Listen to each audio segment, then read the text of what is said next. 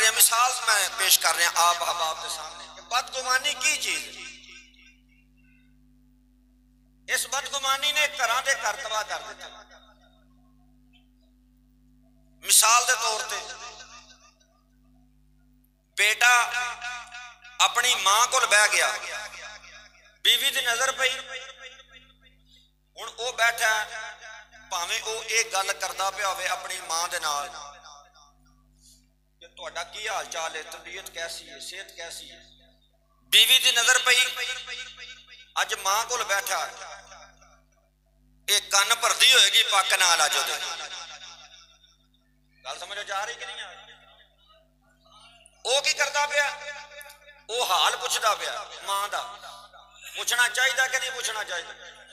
बोलो तो सही आ।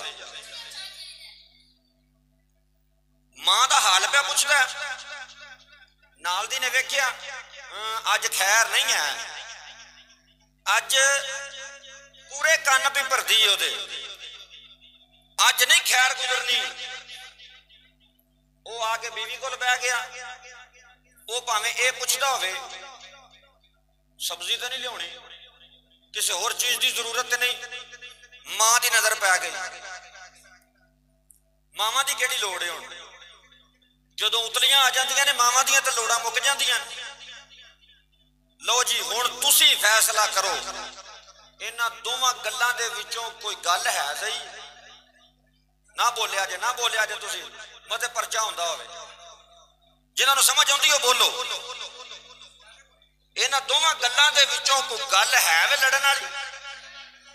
कोई गल नहीं इन्हां दे विचों लड़न वाली, कोई गल नहीं इन्हां दे विच नाराजगी करने वाली।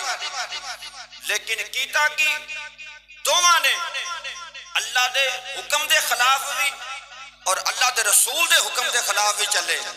ते जेड़ा अल्लाह और उसदे रसूल दे हुक्म दे खिलाफ चले फिर वो भलाई नहीं जा सकता, वो जहन्नम में जिते जा सकता है, जन्नत च नहीं जा सकता।